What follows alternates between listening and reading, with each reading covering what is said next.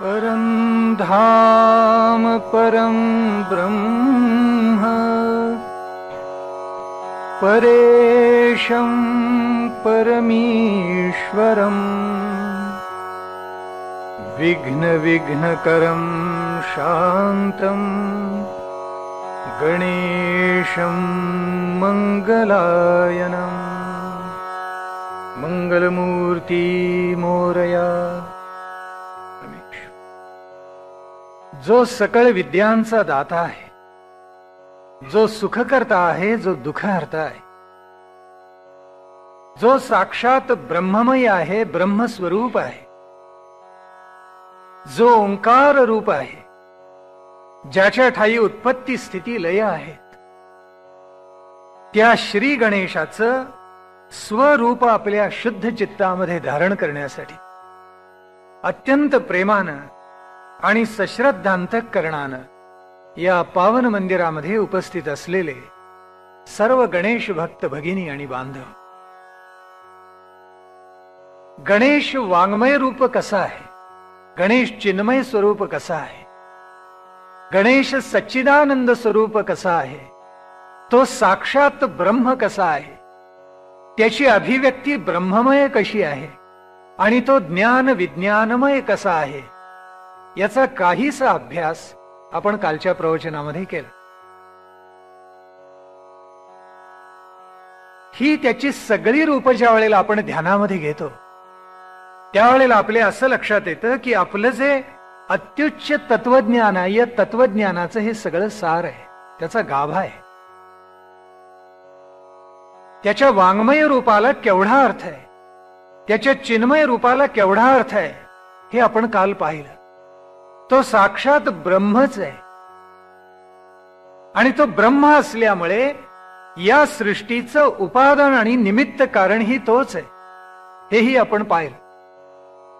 आता इथे ज्ञान रूपाला त्याचे अत्यंत महत्व आहे, त्याचं कारण आहे, बाकी सगळी जी शास्त्र असतात ती भौतिकतेच्या पातळीवर आपल्याला एका विशिष्ट टप्प्यापर्यंत मदत करतात, पण त्याच्या अतीत व्हायला, परमार्थाची वाटचाल करायला या शास्त्रांचा उपयोग नसतो। या त्रिभुवनाची दौलत जरी आपल्याला मिळाली, सर्व धन जरी मिळालं, तरी परमार्थाची वाटचाल करायला ते उपयोगी पडत नाही। सत्ता प्राप्त झाली तरी त्या सत्तेचा उपयोग परमार्थाची वाटचाल करायला उपयोगी होत नाही। आणि म्हणून उपयोगी काय येतं तर ते निखळ शुद्ध आत्मज्ञान, आत्मविद्या शेवटी उपयोगी येते। म्हणून मग आम्हाला ऋषीजनांनी असं सांगितलेलं आहे की ध्यास तुम्हाला कशाचा लागू दे तर आत्मज्ञानाचा लागू दे। हे ज्ञान आपल्याला अन्वय आणि व्यतिरेक अशा दोन्ही पद्धतीने सांगितले आचार्यांनी, ऋषी मुनींनी आणि सगळ्या संतांनी सुद्धा। अन्वय म्हणजे इति पद्धतीनं आणि व्यतिरेक म्हणजे नेती पद्धतीनं। अन्वय म्हणजे होय या पद्धतीनं आणि व्यतिरेक म्हणजे नाही या पद्धतीनं। अन्वय म्हणजे भावात्मक पद्धतीनं आणि व्यतिरेक म्हणजे अभावात्मक पद्धतीनं। म्हणून या ज्ञानाची जर प्रत्यक्ष अनुभूती आपल्याला घ्यायची असेल तर कोणत्याही मार्गाने तुम्ही जाऊ शकता, अन्वय पद्धतीने जाऊ शकता, व्यतिरेक पद्धतीनेही जाऊ शकता। फरक एवढाच आहे दोन्ही मधला ध्यानात घ्यायचा की प्रपंच आणि परमार्थाचा फरक आहे। प्रपंचामध्ये इतीपासून नेतीकडे मनुष्य जातो आणि परमार्थामध्ये नेतीकडून इतीकडे जातो।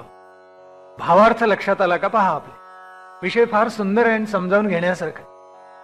कारण प्रपंचामध्ये ज्याला मनुष्य इति समजत असतो ते शाश्वत सत्य नाही, हे हळूहळू माणसाला उलगडायला लागतं। आपली स्थावर जंगम मालमत्ता हेच सर्वस्व असं समजून प्रत्येक मनुष्य आपल्या आयुष्यामध्ये वाटचाल करत असतो।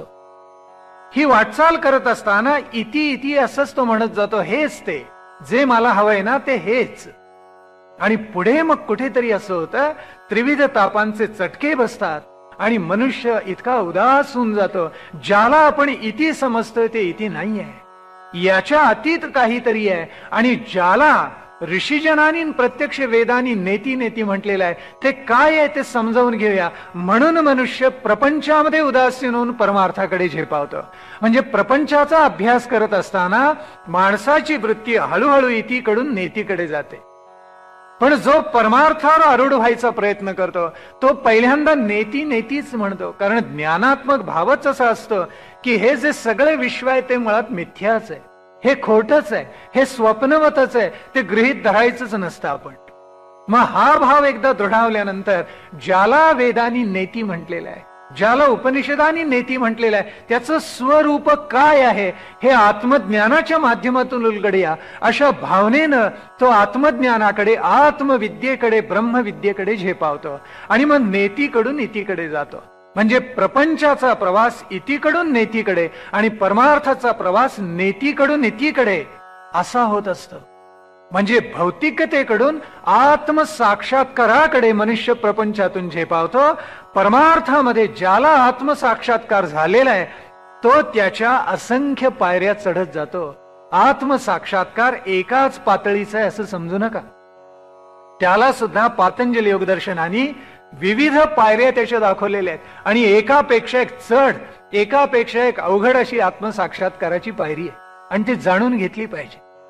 म्हणून मग ज्ञानात्मक त्याचं रूप आहे ते आपल्याला समजलं पाहिजे असा आग्रह सर्व ऋषीजनांनी, आचार्यांनी आणि संतांनी सुद्धा धरलेला आहे. ही त्याची जी ब्रह्ममयता आहे, त्याचं जे ब्रह्मस्वरूप आहे, इथपर्यंत आमचे आचार्य आणि आमचे संत जाऊन पोचलेले. कारण तुका पांडुरंग नोहेची वेगळा, ब्रह्मीचा पुतळा होती येला म्हणून रामेश्वर भट्टांनी तुकाराम महाराजांचं वर्णन केले. म्हणजे ते साक्षात ब्रह्मरूपच झालेले आहेत, इतक्या उंचीला जाऊन पोचलेले आहेत. म्हणून मी उल्लेख केला ना की घोटवीन लाळ ब्रह्मज्ञाने हाती, मुक्त आत्मस्थिती सांडवीन, धन्य म्हणवीन ह्य लोकी लोका, भाग्याम ही तुका देखियेला. त्यांना ओंकार स्वरूप उलगडलेला आहे, त्यांना खरी आत्मविद्या प्राप्त झालेली आहे. आणि म्हणून अत्यंत गौरवाने रामेश्वर भट्टांनी त्यांच्याबद्दल लिहिलेलंच आहे. ज्ञानोबांचं तर काय बोलावं, अथपासून इतीपर्यंत आपण म्हटल्याप्रमाणे सगळंच अद्भुत आहे आणि जणू काय बालपणीच सर्वज्ञता आहे. आणि त्याच्यामुळे त्यांना हे रूप यथार्थपणे उलगडलेलं आहे. म्हणूनच ज्ञानेश्वरीचा भावार्थ दीपिकेचा प्रारंभच मुळात ज्ञानात्मक बैठकीवरूनच ज्ञानोबांनी केलेला आहे. हे लक्षात घेण्यासारखं आहे. त्या ज्ञानाचं स्वरूप ज्याला उलगडलं, आकळलं आणि प्रत्यक्ष व्यवहार्य झालं तो धन्य आहे. कारण त्याला खरा आत्मसाक्षात्कार झालेला आहे. म्हणून मग आम्हाला ऋषीजनांनी याच्यामध्ये सांगितलं ही त्याची सगळी रूप समजावून घ्या. त्वं ज्ञानमयो विज्ञानमयोसी. मग पुढे काय सांगितलं की सर्वं जगदिदं त्वत्तो जायते. सर्वं नाही म्हणायचं, सर्वं जगदिदं त्वत्तो जायते, सर्वं जगदिदं त्वत्तस्तिष्ठति, सर्वं जगदिदं त्वयि लयमेष्यति आणि सर्वं जगदिदं त्वयि प्रत्येति. अर्थ आहे याला काही विशेष. या तिन्हीला कोण कोण आहेत? रजगुण धारण करणारा ब्रह्मा आहे, सत्वगुण धारण करणारा विष्णू आहे आणि तमोगुण धारण करणारा शिव आहे. मग आता आपण तर असं म्हटलं की तमोगुण हा वाईट, रजोगुण बरा पण चांगला नाहीच आणि सत्वगुण तेवढा चांगला. मग आता इथे तर रजोगुणात्मक ब्रह्मा आहे आणि तमोगुणात्मक शिव आहे, याचा अर्थ कसा लावायचा? अनेकांच्या मनामध्ये शंका नित्य येत असेल असं मी गृहीत धरतो. त्याचा अर्थ एवढाच धरायचा की उत्पत्ती स्थिती लय हे ब्रह्मांडाचं जे कार्य आहे, जे त्या ओंकारामधून निर्माण झालेलं आहे, उपादान निमित्त कारण एकच असल्यामुळे त्याची व्यवस्था लावण्यासाठी म्हणून तो गुण त्या देवाला, त्या मूळ परमेश्वरानी, त्या ओंकारानी, त्या गणेशानी धारण करायला लावलाय असा त्याचा अर्थ झाला. आपला देह वाढतो जन्माला आल्यानंतर 9 महिने तो गर्भ वाढत असतो. जन्माला बाळ ज्या वेळेला येतं त्यावेळेला ते हळूहळू वाढायला लागतं. उत्पत्ती झाली, त्याची स्थिती होण्यासाठी त्याच्या देहाचं विकसन नेटकं व्हायला लागतं. जशी ब्रह्मांडाची रचना वाढावी लागते, कारण परमेश्वराने एक एक गोष्ट निर्माण केलेली आहे, तशी आपल्या देहाची वाढ व्हावी लागते. आणि तो देह नेटका व्हावा लागतो. पण हे होत असताना त्याला काही नियम आहेत बरं का. आपण अशी कल्पना करा, आपले पाय वाढत जातात, लांब होतात, आपले हात वाढत जातात, लांब होतात, आपले केस काही प्रमाणामध्ये वाढतात, फार नाही वाढत, पुरुषाचे फार नाही वाढत, स्त्रीचे लांब सडक वाढतात. उद्या सगळंच असं जर वाढायला लागलं तर काय होईल कल्पना करा. आपलं नाक असंच वाढलं आणि पायाला जाऊन भिडलं थेट तर मनुष्य कसा दिसेल याची जरा कल्पना करा. उत्पत्ती स्थिती लय ब्रह्मा विष्णू महेश का पाहिजेत त्याचं उत्तर इथे आहे. सर्व आपलं अंग वाढत असतं किंवा ब्रह्मांडाची रचना वाढत असते, विकसित होत असते आणि ती क्षणोक्षणाला वाढत असते. ती वाढत असताना काही प्रमाणात त्याचा ऱ्हास घडवूनच आणावं लागतं. ते कार्य शिव करत असतो, शंकर करत असतो. मग आपलं नाक एवढं वाढू नये याची काळजी कोण घेतं तर ते शिवतत्व घेत असतं. आपल्या लक्षात येते का? आपण अशी कल्पना करा की आपले हात पाय जसे वाढतायत तसे दात वाढायला लागले तर काय होईल. दात एका विशिष्ट टप्प्यापर्यंत वाढतात, त्याच्यापेक्षा जर जास्त वाढले तर मग झी हॉरर शो, होय की नाही. माणसं फार प्रेमाने बघतात म्हणे दूरदर्शन. भावार्थ त्याचा असा की ज्या वेळेला उत्पत्ती स्थिती लय तिन्ही गोष्टी आहेत त्याचं संतुलन या ओंकाराने ठरवून दिलेलं आहे. आणि म्हणून त्या त्या गुणाचा अधिपती तो परमेश्वर त्यांनी त्या त्या ठिकाणी स्थापन केलेला आहे.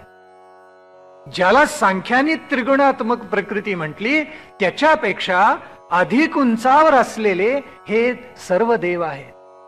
ही भूमिका आपल्या मनामध्ये एकदा पक्की बसली की मग अडचण यायचं कारण नाही. हे ईश्वरा, उत्पत्ती तुझ्यापासून, लय ही तुझ्यापासून आणि त्याची स्थितीमध्ये असणारी तीही तुझ्यापासून. नाहीतर भगवंतानी गीतेत म्हटलेलंच आहे ना, अव्यक्त आदीनी भूतानी व्यक्त मध्यानी भारत. आणि पुन्हा ती अव्यक्तच होऊन जाणार आहे. मग अरे खेद कशाला करतोस, अर्जुनाला प्रश्न विचारलेला आहे.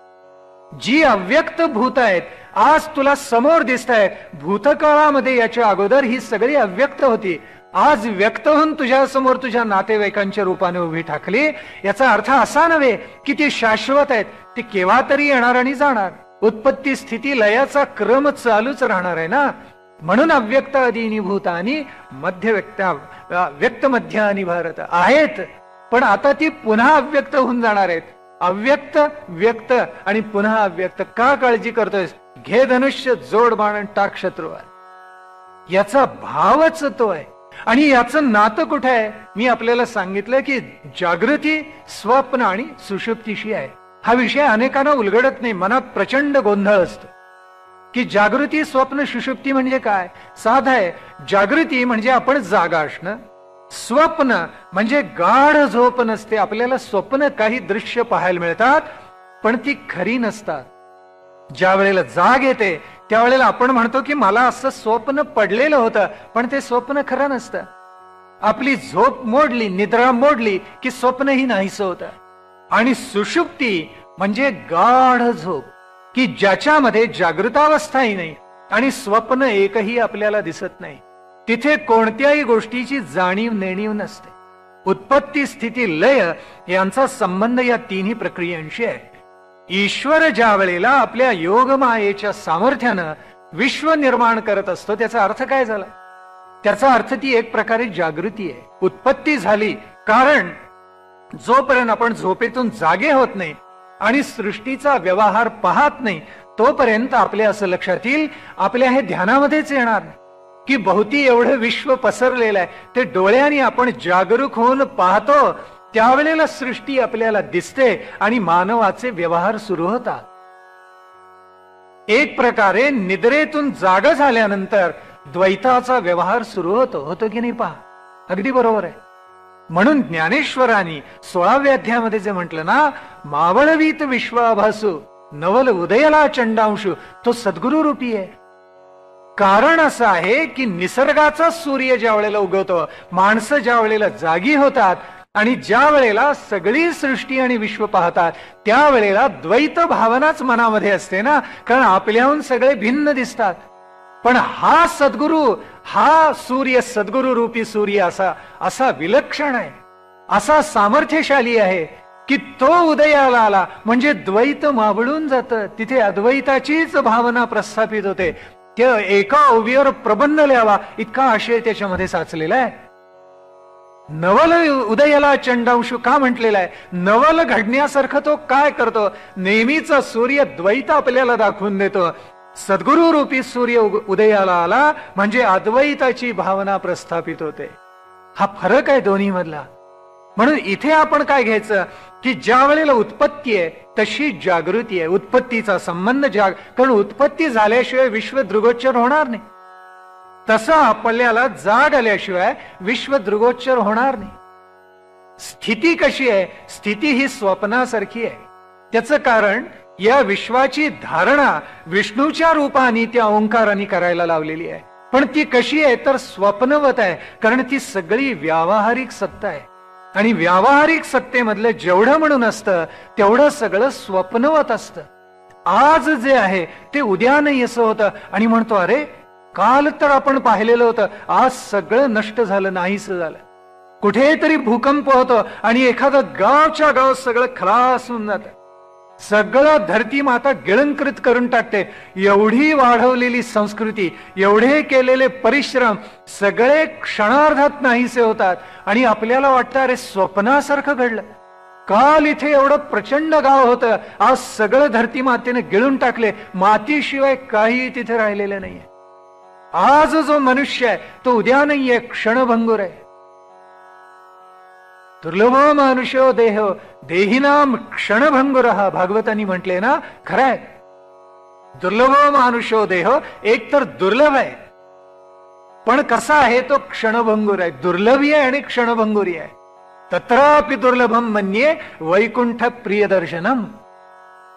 म्हणून आत्मोन्नतीची वाटचाल का करायची त्याचं रहस्य हे आहे की अरे उद्याचा भरोसा कुणी दिलाय? पुढच्या क्षणाचा जर भरोसा नाही, उद्याचा भरोसा कुणी सांगावा?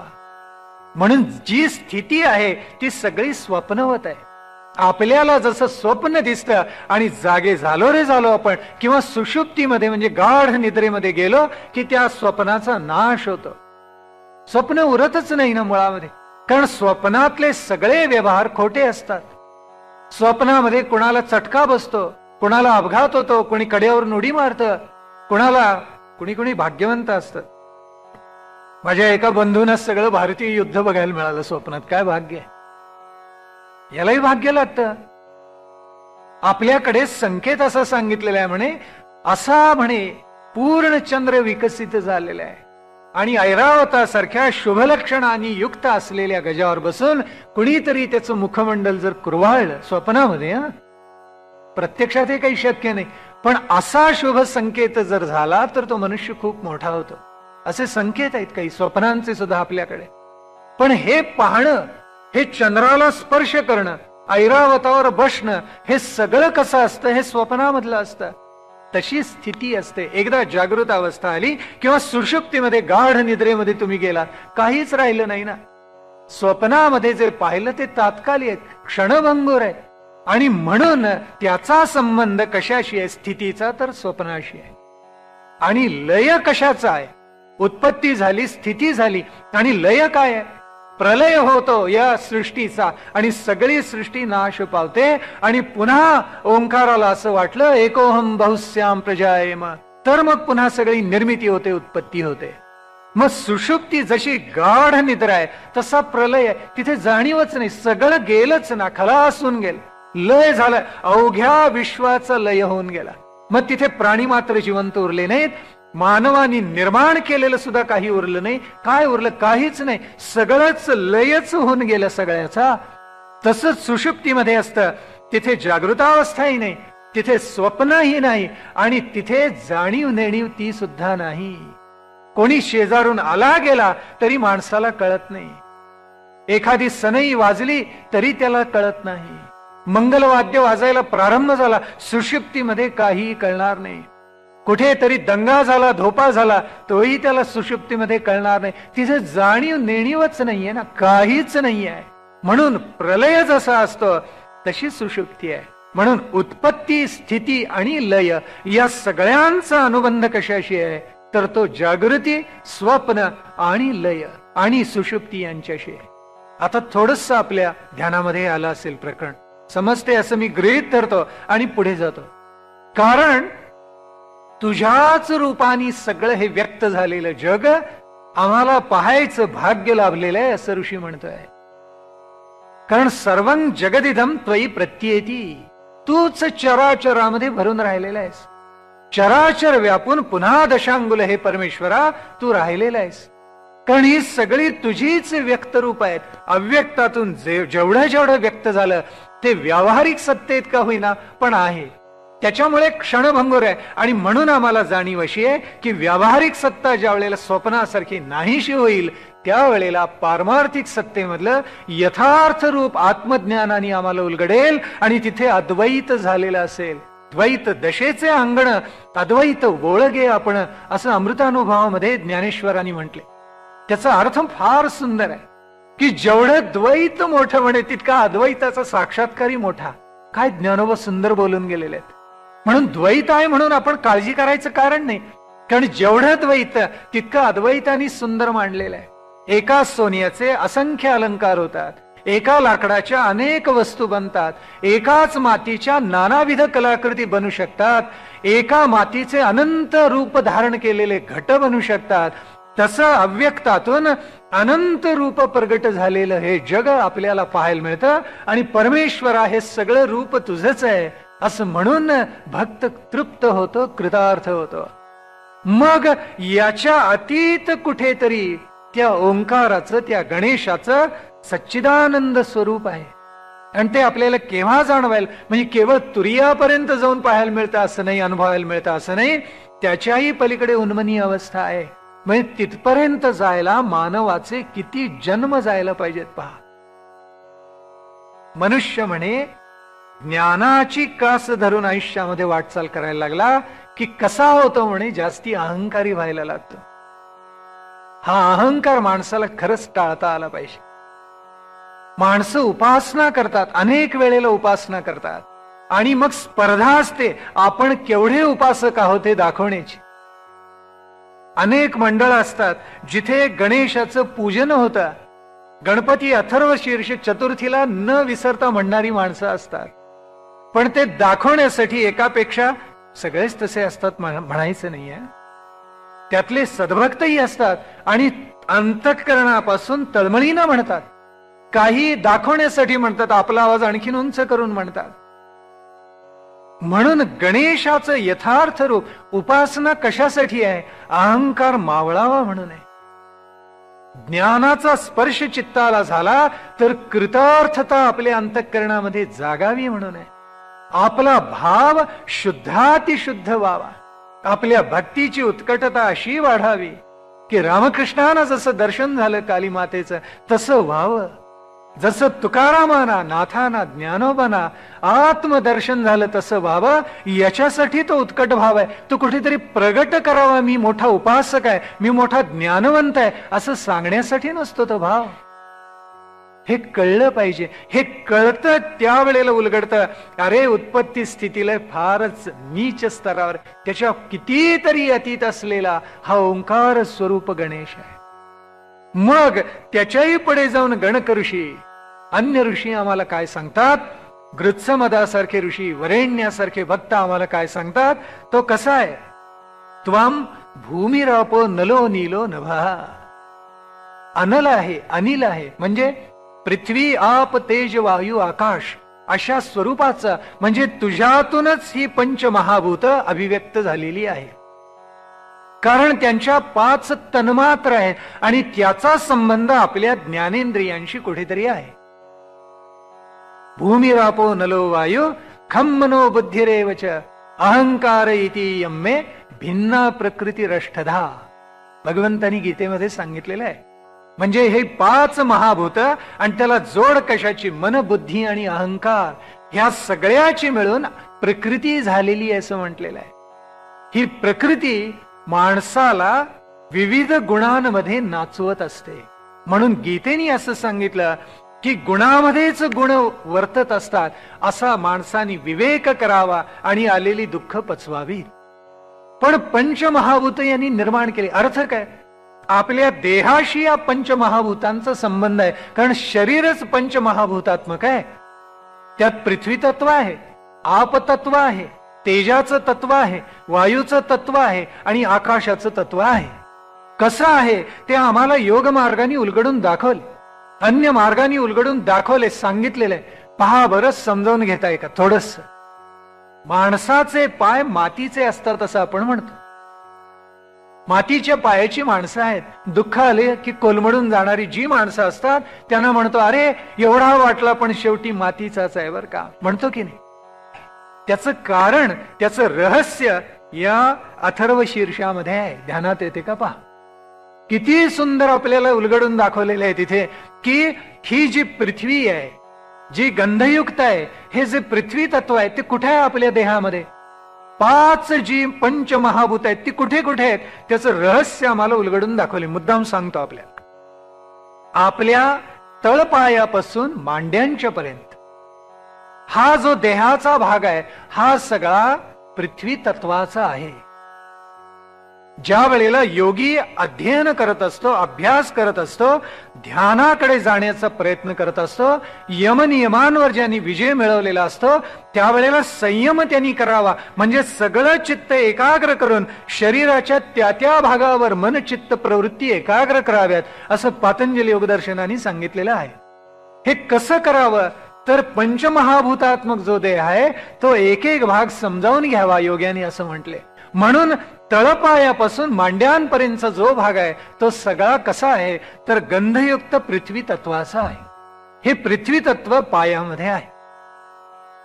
मग त्याच्या वरचा जो भाग आहे, मांड्यांपासून नाभीपर्यंतचा जो भाग आहे, हा कसा आहे तर आप तत्वाचा आहे. म्हणजे जलतत्वाचा आहे असं म्हटलेलं आहे. मग त्याच्याही वरचा जो भाग आहे म्हणजे कोणता तर नाभीपासून हृदयापर्यंतचा जो भाग आहे तो कसा आहे? आपल्या लक्षात आलं असेल की आपतत्व का म्हटलं तर देहाचा सगळा निचरा याच भागामधून होत असतो. मांड्यापासून नाभी तत्वापर्यंत आपण पाहिलं तर आपल्या लक्षात येईल की विसर्ग सगळा जो आहे, निचरा जो देहाचा याच भागामधून होत असतो. म्हणून तिथे जलतत्व आहे असं म्हटलेलं आहे. त्याच्याही वर नाभी तत्वापासून हृदयापर्यंत काय आहे तर तेज आहे. शरीरामधली जी उष्णता आहे, तेज आहे, हे कुठे निर्माण होत असतं? ते निर्माण करणारे सगळे अवयव इथेच आहेत. आपल्या लक्षात आलं का?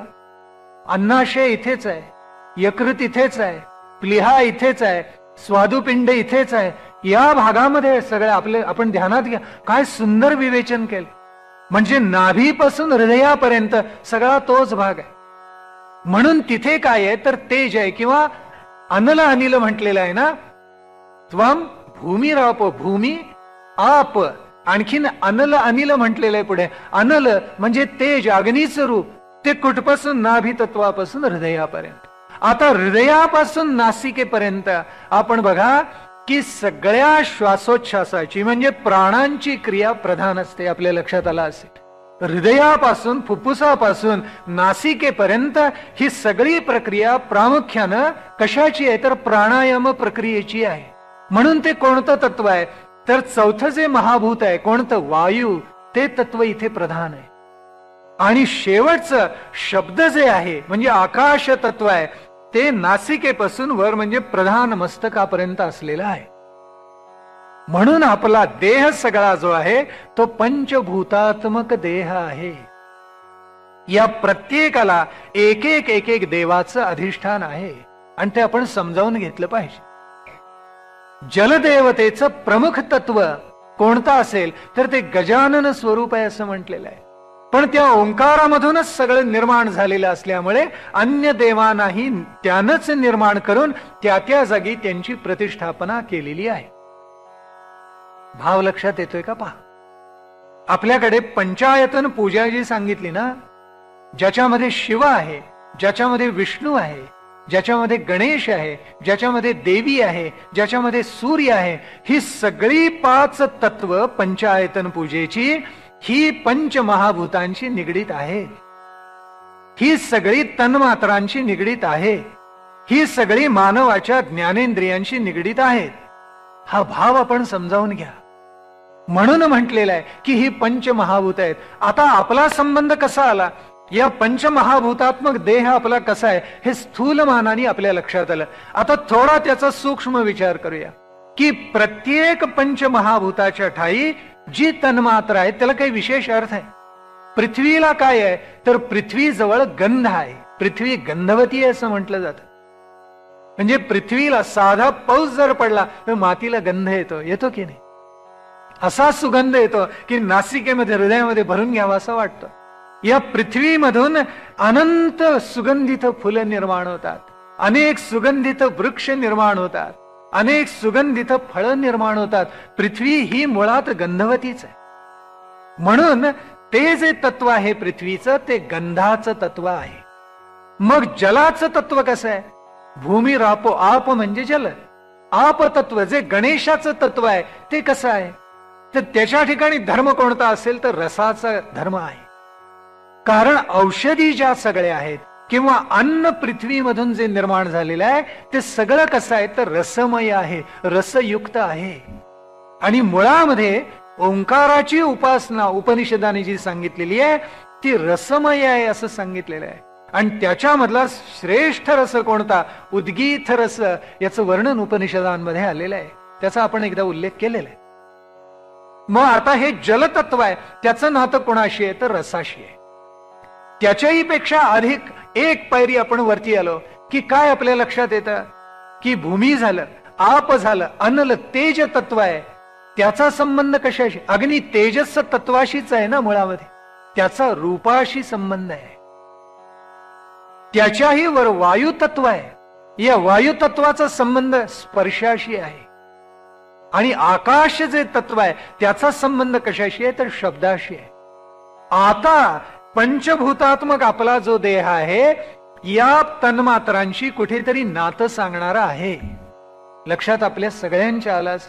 नासिकेला गंध आहे, जिव्हेला रस समजून घेण्याची क्षमता आहे.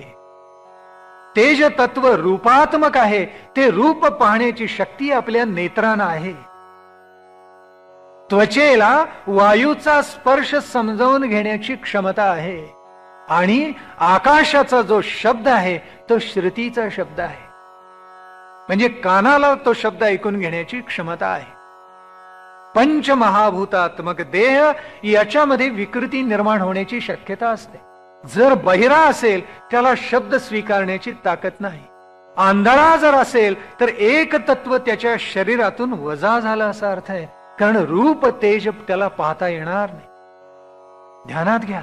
जीभ नसेल तर मग वाणीही नाही आणि रसस्पर्श सुद्धा पूर्ण अंशाने त्याला समजावून घेता येणं अशक्य आहे.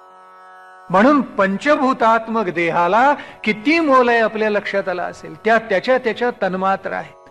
म्हणून पृथ्वीच्या ठाई 5 गुण आहेत. म्हणजे रूप रस स्पर्श शब्द गंध हे सगळे पृथ्वीच्या ठाई आहे. एक एक पायरी आपण ओलांडून गेलो की एक एक गुण पंचमहाभूतांचा कमी होत जातो. लक्षात आलं का? आप मध्ये आपण गेलो एक पायरी ओलांडून की गंध गुण मागे पडला आणि रूप रस स्पर्श आणि शब्द हे 4 गुण त्याच्यामध्ये उरले. आणखीन एक पायरी चढून आपण गेलो आणि अनलाला म्हणजे तेजाला जाऊन पोचलो की रस आणि गंध मागे पडले आणि उरलं काय? मग शब्द उरला, स्पर्शही उरला आपल्याला. आणि आणखीन एक पायरी चढून गेलो की काय होतं? 3 गुण मागे पडतात. म्हणजे वायू तत्वापर्यंत आपण ज्या वेळेला जाऊन पोचतो त्यावेळेला स्पर्श आणि शब्द एवढे 2च त्या तन्मात्रा शिल्लक राहतात. आणि शेवटी आकाशाच्या पर्यंत आपण जाऊन पोचलो की मग काय होतं? त्यावेळेला केवळ शब्द, बाकी 4 तन्मात्रा मागे राहतात. म्हणजे स्थूलाकडून हळूहळू आपण सूक्ष्माकडे प्रवास करत जातो. आकाश इतकं व्यापक आहे आणि तरी सुद्धा सगळ्यात सूक्ष्म कोण म्हणे? आपल्याला दृष्टांत देऊन समजून घ्यायचं असेल, आकाश जितकं व्यापक आहे तितकं सूक्ष्म आहे. काय गंमत आहे. म्हणून आपल्याला ओंकाराकडे जर जायचं असेल तर ही सगळी रचना आपल्याला समजावून घ्यायला पाहिजे. आता पुन्हा गंमत अशी आहे हे सगळी पंचमहाभूत जी आहेत, ज्याचा आपला देह घडलेला आहे, त्याचा संबंध कोणाशी आहे? आपल्या देहामध्ये जे पंचप्राण आहेत ना, या सगळ्याशी आहे. व्यान आहे, उदान आहे, अपान आहे, समान आहे, प्राण आहे, या सगळ्याशी त्याचा कुठेतरी संबंध आहे. आणि याच्याशिवाय उपप्राण जे सांगितलेले आहेत त्याच्याशीही संबंध आहे. नाग असेल, धनंजय असेल, कोणताही असेल, ज्याचं प्रभुत्व शिंकेवर आहे, खोकल्यावर आहे, जांभईवर आहे, हे उपप्राण आपल्या शरीरामध्ये कार्य करत असतात. आणि म्हणून या सगळ्याचं नातं कुठे आहे? या पंचमहाभूतात्मक देहाशी जडलेलं आहे. म्हणजे अर्थ आपल्या आता ध्यानामध्ये आला असेल की या पंचमहाभूतात्मक अशा देहाचा स्वामी जर कोण असेल तर तो ओंकार रूप गणेश आहे. मग त्यांनी जर आपला असा देह घडवलेला आहे तर त्या तन्मात्रांची जाणीवपूर्वक जपणूक करणं आपल्याकडे आलं. रूप किती पाहायचं, शब्द किती चित्तामध्ये श्रुतीमध्ये साठवायचा, त्वचेचा आनंद किती घ्यायचा, याचा विवेक व्यक्तीने आणि उपासकांनी करायचा असतो. आपले उपासक मऊ गादी सोडतात आणि चटईवर झोपतात. मृगाजिनावर का झोपतात याचा थोडासा उलगडा आपल्या मनामध्ये आता झाला असेल. हा जो पंचमहाभूतात्मक देह आहे, जो गणेशाने निर्माण केलेला आहे आणि शुद्ध करण्याकडे त्यांनी आपल्याला आत्मज्ञानात्मक प्रवृत्ती निर्माण केलेली आहे, हा प्रवास करत असताना स्थूलाकडून सूक्ष्माकडे जातस. म्हणून आपल्याकडे काय सांगितलं? वानप्रस्थ तेवढ्यासाठी सांगितलंय की एकदा प्रपंचामधली सुख सगळी उपभोगलीत ना, आता हळूहळू निवृत्त व्हा. रूप रस स्पर्श शब्द गंध हे सगळे हळूहळू कमी करा आता. कारण तेच उपभोग जर घेत बसलात तर भोगाला रोगाचं नित्य भय असतं, हे कधीही विसरू नका. भोगे रोग भयम म्हणून भर्तृहरीने सांगितले, खरंय.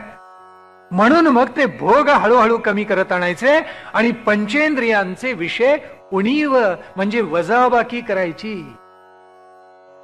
माणसानी म्हणे परमार्थामध्ये काय करावं तर वजाबाकीन भागाकार करावा, प्रपंचामध्ये बेरीज आणि क्वचित प्रसंगी गुणाकार करावा. छान हे सूत्र सांगितलेलं. मग आपल्याला असं लक्षात यायला पाहिजे, आत्मोन्नती जर हवी असेल, आपल्याला झेपावायला हवं असेल, काय केलं? म्हणून वानप्रस्थाचा मार्ग इतका सुंदर दाखवलाय की एकदा 50 वर्ष आयुष्याची सरली की वानप्रस्थी झालात, भले वनात जा किंवा जाऊ नका, पण एकदा त्या वयापर्यंत पोचला की हळूहळू सगळे तुमचे तन्मात्रांचे बंध शिथिल होतच गेले पाहिजे. ते दृढ होऊ द्यायचे नाहीत. ते जर दृढ राहिले तर मग तुम्ही काय प्रपंच केलात? तुम्हाला प्रपंच म्हणजे कळलाच नाही हे सांगायचे. त्याच्यामध्ये केवढा विलक्षण अर्थ त्याच्यामध्ये दडलाय, आपण समजावून घेतलं का? म्हणून मग तिथे सांगितलेलं आहे की ईश्वरा, हे गणेशा, हे सगळं रूप तुझंच नाहीये का? मग आम्ही ते तेवढं शुद्ध ठेवायचा प्रयत्न करायला पाहिजे. म्हणून मग स्थूलाकडून सूक्ष्माकडे प्रवास का करायचा त्याचं उत्तर हे आहे. ईश्वरा, हे सगळी पंचमहाभूत तुझ्याच कृपेनं सामर्थ्याने निर्माण झाली आहेत. तुझ्याच कृपेनं पंचमहाभूतात्मक देह निर्माण झालाय. हळूहळू सूक्ष्माकडे म्हणजे शब्दाकडे जायचं असतं. श्रवण भक्ती का करतो आणि श्रवण भक्तीला इतकी थोरवी का सांगितली, त्याचं रहस्य थोडस उलगडलं असेल. कारण शब्द प्रधान आहे त्याच्यामध्ये आणि बाकी चारी तन्मात्रा मागे पडतात. उरतात तो शब्द शब्द आणि ते शब्द ब्रह्म श्रुतीमध्ये साठवण्यासाठी आपण चित्त एकाग्र करण्याचा प्रयत्न करतो. मग आता त्याचा संबंध कशाशी आहे तर मन, बुद्धी, चित्त आणि अहंकार याच्याशी आहेच आहे. गंमत कशी आहे, जसा पंचप्राणांशी आहे, 5 तन्मात्रांशी आहे, 5 कर्मेंद्रियांशी आहे, 5 ज्ञानेंद्रियांशी आहे, तसा कशाशी जर असेल, अंतःकरण चतुष्टय ज्याला म्हणतो त्याच्याशी त्याचा संबंध आहे. म्हणजे पृथ्वी तत्वाचा संबंध अहंकाराशी आहे, आप तत्वाचा संबंध हा चित्ताशी आहे, तेज तत्वाचा संबंध हा बुद्धीशी आहे, वायू तत्वाचा संबंध हा मनाशी आहे आणि आकाश तत्वाचा संबंध हा चारी मन, बुद्धी, चित्त, अहंकार मिळून जो अंतःकरण चतुष्टय झाला त्याच्याशी आकाश तत्वाचा संबंध आहे. म्हणजे पुन्हा 5 महाभूतांचा संबंध आलाच. सुटका नाहीच आहे. म्हणून पंचीकरण सांगितलेलं आहे ना समर्थांनी, मुळातून अभ्यासण्यासारखं आहे. माणसं हुशार असतात. माणसं काय करतात, समर्थांचं सूत्र असं आहे, प्रपंची पाहिजे सुवर्ण. पूर्वार्ध आहे बर का त्याचा. भगिनी तर अतिशय प्रेमाने ते वाक्य वारंवार म्हणतात आणि नवऱ्याला सांगताना सांगतात असं की बघा समर्थांनीच सांगितले प्रपंची पाहिजे सुवर्ण. पण परमार्थी पंचीकरण हा उत्तरार्ध कोणी बोलतच नाही. ते पंचीकरण स्वरूप समर्थांनी फार सुंदर उलगडून दाखव. म्हणून इथे भाव असा ठेवायचा की पंचमहाभूतात्मक देह आहे आणि त्याचं नातं एवढ्या सगळ्यांशी आहे. म्हणून त्या ओंकाराचं स्मरण केलं पाहिजे, कारण त्याच्या कृपेनच आपण आत्मोन्नत होऊन सूक्ष्माकडे झेपावणार आहोत. मग हा देह पंचमहाभूतात्मक झाला. त्वम चत्वारी वाक्पदानी म्हटलेलं आहे. चारी प्रकारच्या ज्या वाणी आहेत ना त्या तुझ्याच आहे ईश्वरा. किंबहुना तू त्या चार वाणीतून अभिव्यक्त होत असतो. परा आहे, पश्यंती आहे, मध्यम आहे आणि वैखरी आहे. याचा अर्थ फार वेगळा आहे, ध्यानामध्ये घ्या. तो समजावून घेण्यासारखा. या चार वाणी असतात म्हणजे काय, आपण बोलतो त्याला वैखरी वाणी म्हणतात. जी बोलल्यानंतर लोकांना ऐकू जाते, जी प्रत्यक्ष ओठावरून आणि जिव्हेवरून बाहेर पडते त्याला वैखरी वाणी म्हणतात. ही वैखरी वाणी जी आहे त्याच्यामुळे काही आवाज केले जातात आणि खरा गणेश नादात्मक आहे असं म्हटले. गणेश हा नादात्मक आहे. नाद हे त्याचं सर्वोच्च तत्व आहे असं उपनिषद आपल्याला सांगतात. मग हा जो नाद निर्माण होतो स्वरांचा आहे त्याला काही विशिष्ट लय आहे, कारण लय आणि स्वर मिसळल्यानंतर जो नाद निर्माण होतो त्याला काही विशेष अर्थ प्राप्त होतो. म्हणून संगीत आपल्याला इतकं ऐकावंसं वाटतं. संगीत म्हणजे गिटार गळ्यात घालून ओरडलेलं नव्हे. मी अभिजात संगीताबद्दल बोलतोय की जिथे त्या तानपुऱ्यामध्ये आपल्याला माहिती असेल नादात्मक का आहे, त्याला त्याचं रहस्य आहे. त्याचं कारण असं की तानपुरा ज्या वेळेला लावतात ना त्यावेळेला मधल्या ज्या दोन तारा असतात त्या तारा तार षड्जाला लावतात. पहिली जी तार असते ती जसा राग असेल म्हणजे मध्यम प्रधान राग असेल, पंचम वर्जच असेल तर मध्यमाला लावतात. पंचम प्रधान असेल पंचमाला लावतात. आणि शेवटची जी तार असते ती खर्जाला लावतात. म्हणजे मंद्र सप्तकामधला जो षड्ज आहे त्याला ती लावतात. आणि मग तो तानपुरा बोलायला लागला असं आपण म्हणतो. बरोबर आहे की नाही. तानपुरा बोलणं ही किमया आहे मोठी. फार थोड्या गायकांना ते जमतं. इतका मिसळून टाकतात. अब्दुल करीम खानची गोष्ट अशी सांगतात की म्हणे तानपुरा असा जुळवत असत की दुसऱ्या दिवशी काढून तो तानपुरा वाजायला लागला, कोणीतरी वाजवला की समोरचा तानपुरा त्या नादानं बोलायला लागत असे. इतके सुरेल तानपुरे जुळवत असत. यातला भावार्थ आपण असं ध्यानामध्ये घ्या की ज्या वेळेला तानपुरा बोलायला लागतो काही जण पहिली तार निषादाला सुद्धा लावतात, शुद्ध निषाद लावून म्हणतात. त्याचाही एक वेगळा गोडवा असतो. पण इथे मूळ मुद्दा असा की ज्या वेळेला तानपुरा बोलायला लागतो त्यावेळेला पंचमाच्या तारेतून ऋषभ आपोआप निर्माण होतो आणि खर्जाच्या तारेमधून गंधार आपोआप निर्माण होतो. याला स्वयंभू गंधार म्हणतो आपण. तसा हा जो आहे ओंकार स्वरूप गणेश हा स्वयंभू आहे, नादात्मक आहे. त्याला कुणी निर्माण केलेलं नाही. तो स्वयंभू आहे. त्याच्यामुळे तोच उपादान निमित्त कारण असून तोच ब्रह्मांड विश्व निर्माण करतो. म्हणून त्याला नादात्मक म्हटले. मग ही जी वैखरी वाणी आहे ज्याच्यातून नाद निर्माण होतो, शब्द प्रगट होतात आणि आशय आपल्याला प्रतीत होतो, त्याच्या मागे तीन वाणी आहेत. कोणती आहे? मध्यमा आहे, पश्यंती आणि परा. परा ही अत्युच्च. परा याचा अर्थच मुळामध्ये असा की परावाणी म्हणजे त्याचं स्फुंदन आत कुठेतरी झालं, कुठेतरी त्याची जाणीव ही आपल्या अंतर्यामी झाली, जिथे तो पुढे पश्यंती रूपाने विकसित पावतो. हा जो गणेश आहे, जी गणेश विद्या आहे, जी शब्दरूपी विद्या आहे, ही पश्यंतीच्या रूपानं अंतर्यामी विकसित पावते. आणि केवळ विकसित पाहून थांबते असं नाही, आणखीन पुढे जाते, मध्यमेच्या रूपानं कंठापर्यंत येते आणि शब्दामध्ये परिवर्तित होते आणि नंतर वैखरीच्या रूपानं तो शब्द आपोआप बाहेर पडतो. किती सुंदर उलगडलेला आहे पहा. मग समर्थ जसं म्हणाले तसं मूळ निर्गुण, निर्गुणापासून मूळ माया, मूळ मायेपासून सगुण माया, सगुणापासून म्हणे मग व्योम, व्योमापासून वायू, वायूपासून तेज, तेजापासून कोणतर आप, आपापासून कोणतर पृथ्वी.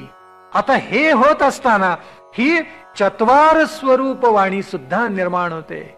नमो शारदा मूळ चत्वारी वाचा म्हटले ना, त्याचा भावार्थ नेमका हाच आहे.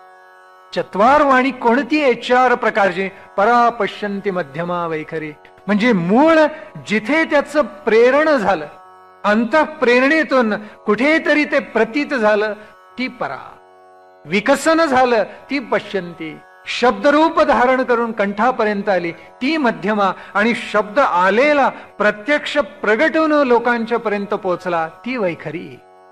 आपल्याला वैखरीच्या पलीकडे फारसं ज्ञान नसतं. जे उपासक असतात ना, कारण तस्य वाचक प्रणवहा म्हटलेलं आहे योगदर्शनाने, आणि ते खरं आहे. त्या प्रणव ओंकाराची उपासना आपण ज्या वेळेला करत जातो त्यावेळेला आत आत अंतर्यामी उलट आपण जातो. आपलं बाहेर धावणारं मन, बुद्धीचा त्याला लगाम लावून, बुद्धीचा अंकुश लावून मन अंतरंगाकडे आपण वळवतो. बाह्यांगाकडे धावणारं, बाह्य रंगाकडे, बाह्य विषयाकडे धावणारं जे मन असतं ते अंतरंगाकडे वळवण्याचं सामर्थ्य उपासकाला ओंकाराच्या स्तवनानं हळूहळू प्राप्त होत जातं. आणि मग अंतर्यामी असलेल्या अन्य ज्या ज्या 3 पायऱ्या आहेत त्या त्याला हळूहळू जाणवत जातात, आतमध्ये अंतरंगामध्ये मनामध्ये जाणवत जातात. आणि म्हणून संगीतामध्ये अनाहत नाद जो म्हटलाय तो अनाहत नाद तो आहे, जो परावाणीचा आहे, जो पश्यंती वाणीचा आहे, अनाहत नाद आहे. कारण तो म्हणे श्रेष्ठ गायकाला ऐकू येतो, बाकी कुणाला कळत नाही. अर्थ काय झाला? अनाहत नाद जो कृष्णाला ऐकू यायचा. कृष्णाने काय काय कौतुक केली. कृष्णाच्या बासरीचा अनाहत नाद म्हणे, बासरी वाजली नाही तरी गोपिकांना ऐकू यायचं, अनाहत नाद आहे तो. म्हणजे वैखरी वाणीच्या कुठेतरी अतीत हे गोपन गोपिका नक्की झालेले होते. भक्तीचे आचार्य नारद वीणा सतत वाजवत असत. याचा अर्थच आहे की केवळ वैखरी वाणीवर त्यांचं नामस्मरण नव्हतं, त्याच्या ते अतीत झालेले आहेत. त्यागराजांच्या शब्दाला, त्यागराजांच्या स्वराला, पुरंदरदासांच्या शब्दाला, आमच्या सगळ्या महाराष्ट्रीय संतांच्या शब्दाला आणि स्वराला ते अंतर्यामी परावाणीचा स्पर्श कुठेतरी झालेला आहे. आणि त्या गायीना मी दुभतोय असं नामदेव महाराजांनी म्हटलेलं आहे. परा पश्यंती मध्यमा वैखरी, म्हणजे मनुष्य ज्याला आत्मज्ञानाचा स्पर्श झाला किंवा उत्कट भक्ती ज्याच्या चित्ताला स्पर्शून गेली तो वैखरी वाणीवर स्थित राहतच नाही. आणि ज्याला परावाणीचा स्पर्श झाला तो केवळ शब्द बोलत नाही, त्याच्या मुखातून जे स्त्रवत ते अक्षर वाङ्मय असतं. ज्याला परावाणी कळली त्या परावाणीच्या प्रेरणेनं, अंतःप्रेरणेनं निर्माण होतं ते सगळं अक्षर वाङ्मय असतं. आणि म्हणून अगदी ब्रह्मसूत्र उपनिषद वेदांच्या पासून अगदी संत वाङ्मयापर्यंत आपण ज्या 3 वेगवेगळ्या प्रस्थानत्रयी म्हणतो ह्या परावाणीनं निर्माण झालेल्या आहेत. र ला ट ला फ जोडून झालेल्या नाही आहेत. तशा झाल्या असत्या तर 5-10 वर्ष सुद्धा टिकल्या नसत्या. भले मग अगदी पुस्तकं छापून काढली असती तरी टिकल्या नसत्या. म्हणून हे ध्यानामध्ये घ्या की परा पश्यंती मध्यमा वैखरीचा अर्थ काय आहे. आपल्याला प्रवास जो करायचा आहे गणेशाच्या कृपेने ओंकाराच्या स्वरूपाला समजावून घेऊन तो परावाणीपर्यंत करायचा आहे. म्हणून मग सांगितलं हे सगळं अधिदैवत प्रकरण आहे ते उलगडून झालं, सांगून झालं. आणि मग म्हणाले आता अध्यात्म प्रकाशक तुझ्या गणेशा रूपाकडे आम्ही येतो. आणि म्हणून काय सांगितलं, त्वम गुणत्रयातीतः, त्वम देहत्रयातीतः, त्वम कालत्रयातीतः, त्वम मूलाधार स्थितोसी नित्यम. का सांगितलंय? तू त्रिगुणातीत आहेस, तू देहातीत आहेस आणि तू कालातीत आहेस असं वर्णन हा ऋषी या गणेशाचं ओंकाराचं करतोय. आता पहा बरं, आपल्याकडे त्रिगुण सांगितलेले आहेत. सांख्यानी आपल्याला सर्वश्रेष्ठ देणगी कोणती दिली असेल तर त्रिगुणाची. प्रकृती त्रिगुण निर्माण करते, कारण त्यांनी पुरुष आणि प्रकृती असं द्वंद्व मानलं आणि त्याच्यामुळं प्रकृती ही त्रिगुण निर्माण, सत्व रज आणि तम हे 3 गुण निर्माण करते. प्रकृती याचा अर्थच मुळी प्रकर्षानं तुमच्याकडून एखादं कार्य जी करून घेते ती प्रकृती, म्हणून तिला प्रकृती नाव. प्रकर्षानं जी आपल्याला एखादं कार्य करायला भाग पडते तिला म्हणायचं प्रकृती.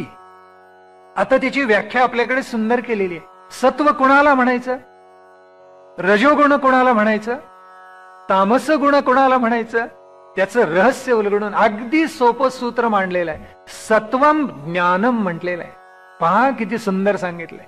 सत्वम ज्ञानम, तमो ज्ञानम म्हणजे तम हा अज्ञानम बर का, नाहीतर संधीफोड केली नाही तर दोन्ही ज्ञानच वाटायचे, असे घोटाळे होतात अर्थ करताना. सत्वम ज्ञानम, तमो ज्ञानम आणि काय सांगितलं, रागद्वेषौ रजः स्मृतम.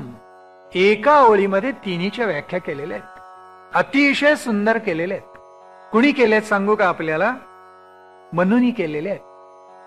मनू म्हटलं की काही जणांना मळमळायला लागतं ना, काही जण भयंकर राग येतो. मनूनी एकदम अन्याय केला, ब्राह्मणांना फार चढवून ठेवलं आणि शूद्रांना तुडवलं असं म्हणणारी माणसे, तसं काहीही नाहीये. मनुस्मृती ज्यांनी वाचली असेल त्यांच्या लक्षात येईल त्याच्यामध्ये असं काहीही वेड. 12 त्याचे अध्याय काढून पाहिलं, जीवनामध्ये मार्गदर्शक असंख्य तत्व त्याच्यामध्ये, वाचून तरी बघा. आता त्या कालखंडाला वर्ण होते, त्याला काही उपयुक्त त्या एकट्या मनूनी लिहिले असं नाही. जेवढे स्मृतिकार आपल्याकडे होऊन गेले त्या सर्वांनी हेच सांगितले. म्हणून एकट्या मनूला झोडपू नका असं धरून. मनुस्मृतीमध्ये सुद्धा आपल्या आयुष्यात उपयोगी पडेल असं काही आहे, आपण वाचतच नाही. कुणीतरी म्हटलं की सगळेजण त्याला झोडपत सुटतात. त्यांनी काय सांगितलं, सत्वम ज्ञानम. सत्व कशाला म्हणायचं, जिथे शुद्ध ज्ञान आहे तो सत्वगुण. तमो गुण कोणता, जिथे अज्ञान आहे तमो ज्ञानम. जिथे तम आहे तिथे अज्ञान आहे, अज्ञान आहे तिथे तमोगुण आहे. म्हणून अज्ञान असला की तमोगुण, ज्ञान असला की सत्वगुण. आणि रागद्वेष काय सांगितलं, रजस्मृतम. रागद्वेष, राग म्हणजे क्रोध किंवा संताप नव्हे, राग म्हणजे अनुराग बर का, समजावून घ्या. रागाला म्हणायचं अनुराग म्हणजे आसक्ती चित्तामधली, आणि द्वेष या दोन्ही भावना जिथे आहेत तिथे रजोगुण आहे.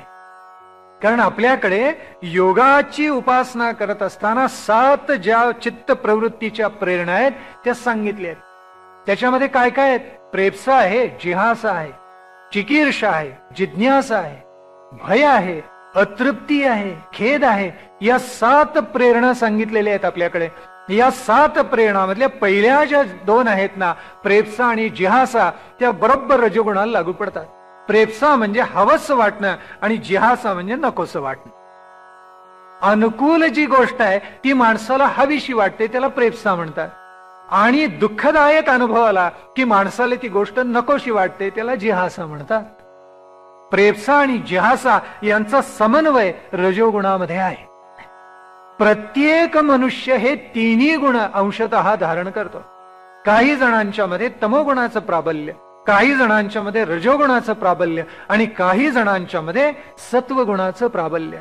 थोडक्यात आपल्याकडे ऋषीजनांनी असं सांगितलेलं आहे, देवयोनी जी आहे ती सत्वगुणाची आहे, मनुष्य योनी जी आहे ती रजोगुणाची आहे, आणि पशु योनी जी आहे ती अर्थात तमोगुणाची आहे. समर्थांनी तर या प्रकृतीचं सुंदर वर्णन दासबोधामध्ये केलेलं आहे. अन्य ठिकाणी अनेक संदर्भ या त्रिगुणात्मक प्रकृतीने प्रकृतीच्या संदर्भात समर्थांनी वापरलेले आहेत. समर्थ म्हणतात, नावडे भक्ती, नावडे भजन, नावडे ज्ञान, नावडे साधन, यातलं चांगलं काहीच ज्याला आवडत नाही त्याला म्हणायचं तमोगुण. ज्याला भजन आवडत नाही, ज्याला ज्ञान आवडत नाही, ज्याला उपासना आवडत नाही, ज्याला साधन भक्ती आवडत नाही, काहीच आवडत नाही ज्याला, त्याला काय म्हणायचं, त्याला म्हणायचं तमोगुण. हा तमोगुण महाभयंकर असतो, कारण तमोगुणाच्या ठाई काय असतं म्हणे, आलस्य, निद्रा, प्रमाद, क्रूरता, हिंसात्मक भाव, दुसऱ्याचं वाईट करण्याची प्रवृत्ती, हे सगळं आणि अवघे दुर्गुण जिथे दाटलेले असतात त्याला तम म्हणे. त्याच्यापेक्षा थोडा बरा पण तरी सुद्धा माणसाला वाम मार्गाकडेच न्यायला प्रवृत्त करणारा कोण असेल तर रजोगुण आहे. रजोगुणाचं समर्थानी वर्णन एका ओवीमध्ये फार सुंदर केले. माझे अवघेची राहावे, दुसऱ्याचे अवघेची जावे, हे जो आठवे स्वभावे, त्या नाव रजोगुण. माणूस असा मत्सरी असतो की नाही पहा, असतो.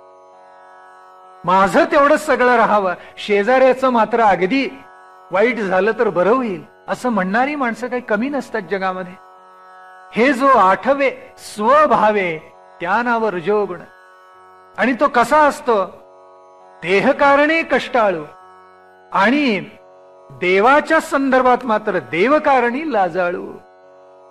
प्रपंची जो कष्टाळू तो कसा? तो रजोगुण. सगळं शृंगारिक ज्याला आवडतं तो रजोगुण. ज्याला पंचेंद्रियांचे विषय आवडतात तो रजोगुण.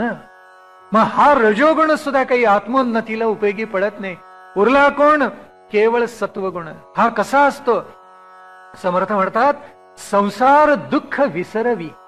काय शब्द वापरले! तिन्ही प्रकारचे चटके बसले नाही तसा मनुष्यच नाही ना. मग संसार दुःख विसरवी, भक्तिमार्ग द्यावी आणि भजन क्रिया उपजवी, तो सत्वगुण. परमार्थाची आवडी जिथे आहे, भजनाची गोडी जिथे आहे, जिथे परोपकाराची तातडी, काय शब्द वापरले! परोपकाराची तातडी, तो सत्वगुण. असा सत्वगुण हा माणसाला आत्मोन्नत करायला नित्य मदत करत असतो. म्हणून माणसानी कास कुणाची धरावी म्हणे तर सत्वगुणाची धरावी. सत्वगुण असल्याशिवाय आत्मोन्नती होत नाही. पण सत्वगुण किती आपल्याला उपयोगी येतो. मी रामकृष्णांचा दृष्टांत आपल्याला सांगितला. तो माणसाला सोडवतो प्रपंचात पडलेला आणि म्हणतो, फार तर जंगलामधून बाहेर काढून रस्त्यावर आणतो आणि म्हणतो या मार्गाने जा, इच्छित स्थळी पोचशील. म्हणजे तोही आपल्याला परमेश्वराप्रत नेतो असं नाही. म्हणून त्रिगुणातीत व्हायचं. म्हणून हा गणेश कसा आहे याच्यापैकी कोणताही नाही. गुणत्रयातीत, तू तिन्ही गुणांच्या अतीत आहेस.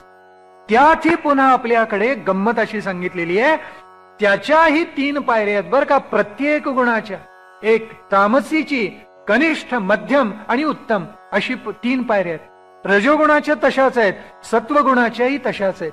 समजून घ्यायच्या आहेत का? मुद्दाम सांगतो आपल्याला, थोडे ध्यानामध्ये घ्या. आपल्याकडे असं म्हटलेलं आहे की कृमी कीटक बांडगुळ जी असतात ना, म्हणजे अगदी स्वेदज वगैरे घाणीतून निर्माण झालेली ही जी योनी आहे ना, याला त्यांनी असं म्हटलेलं की तामसामधली सुद्धा कनिष्ठ आहे, अधमातली अधम. मध्यम कोणती आहे? मग पशुचं आयुष्य जर मिळालं बुवा, ठीक आहे, त्यातल्या त्यात बरं आहे. वाघ सिंह झाला, कोणीतरी असं झाला तर त्यातल्या त्यात म्हणे तामसी पण मध्यम. मग तमोगुणांनी राक्षस जे प्रवृत्त झालेले असतात, म्हणजे मानवाचा देह का होईना मानवासारखा मिळालेला असतो, ते तमोगुणातले श्रेष्ठ. म्हणजे त्याच्यामध्ये 3 पायऱ्या आहेत. आता रजोगुणाच्याही पायऱ्या सांगितल्या. रजोगुणामध्ये असं सांगितलेलं आहे, जे नट असतात, आता हे याच व्यासपीठावरून सांगावं लागते, आता दुर्दैव आहे, पण त्याला काय करणार. जे पूर्वसुरींनी सांगितले ते आपल्या श्रुतीपर्यंत पोहोच. जे नट आहेत, अस्त्रशस्त्रादी निर्माण करून विकतात, शिकवत नाहीत. आचार्यांसारखे विकतात, अस्त्र निर्माण करतात आणि म्हणतात जावा सरहद्दीवर गोंधळ घाला. असे जे असतात ना, तर ते म्हणे कोण? तर ते राजसामधले कनिष्ठ, वाईट, अत्यंत वाईट. मग राजे जे आहेत, जे क्षत्रिय आहेत, ते कोण आहेत? तर ते राजस गुणामधले मध्यम आहेत. राजा व्हायचं स्वप्न ठेवू नका. जर कोणाच्या मनामध्ये असेल राजा व्हावं, फार तर दिल्लीत राज्य करावं, मनातली कल्पना काढून टाका. त्याला सुद्धा राजस गुणातलं मध्यम म्हटलेलं आहे. मग राजस गुणामधला उत्तम कोणता? तर अधिक ज्या मानवी योनीपेक्षा श्रेष्ठ योनी म्हटलेल्या आहेत. मग यक्ष आहे, गंधर्व आहे, किन्नर आहे, तुंबरू आहे, या सगळ्या ज्या योनी आहेत, या राजसी योनी मधली श्रेष्ठ म्हणजे उत्तम योनी. आता जो रजोगुण आहे त्यांनी काही फारसा उपयोग होणार नाहीये, म्हणून सत्वगुणातल्या 3 योनी सांगितल्या. कोणकोणत्या आहेत? जे म्हणे मनामध्ये इच्छा ठेवून योग करतात, मनामध्ये इच्छा ठेवून तप करतात, मनामध्ये इच्छा ठेवून उपासना करतात, ते सत्वगुणामधले सगळ्यात कनिष्ठ. जे लोक कल्याणासाठी यज्ञ करतात असे जे कोणी आहेत ना, ऋषी मुनी वगैरे, ते म्हणे मध्यम, त्यांनाही श्रेष्ठ म्हटलेलं नाही आहे. आणि शुद्ध मग जो धर्म आहे, सत्वाच्या अतीत झालेला आणि केवळ लोक कल्याणासाठी ज्याचे व्यवहार या जगामध्ये चाललेले आहेत, असा कोणी सर्वाच्या अतीत झालेला महात्मा, तो म्हणे सत्वगुणामधला उत्तम आहे. हे कशासाठी सांगितलं? प्रत्येकाने आत्मनिरीक्षण करायचं आणि असा अंदाज घ्यायचा की कोणत्या गुणामधले, कोणत्या पातळीवरचे आपण आहोत. कनिष्ठ आहोत का, मध्यम आहोत का, उत्तम आहोत. कारण सत्य असत्यासी मन केले ग्वाही, नाही ऐकिले जनमता. जनमत तुम्हाला कुणीकडे तरी घेऊन जात. स्तुती झाली की माणसाला बरं वाटतं, कारण मनुष्य हा स्तुतीप्रिय आहे. आणि लोक म्हणतात वा वा केवढं काम केलं, किती चांगले आहात. माणसाला उगाचच बरं वाटतं, खरं तर काहीही केलेलं नसतं. एवढा ब्रह्मांडाचा पसारा, अनंत विश्व, त्या विश्वामधले धुलीकणासारखे आपण काय केलेलं असतं? काही केलेलं नसतं. माणसाला बरं वाटतं.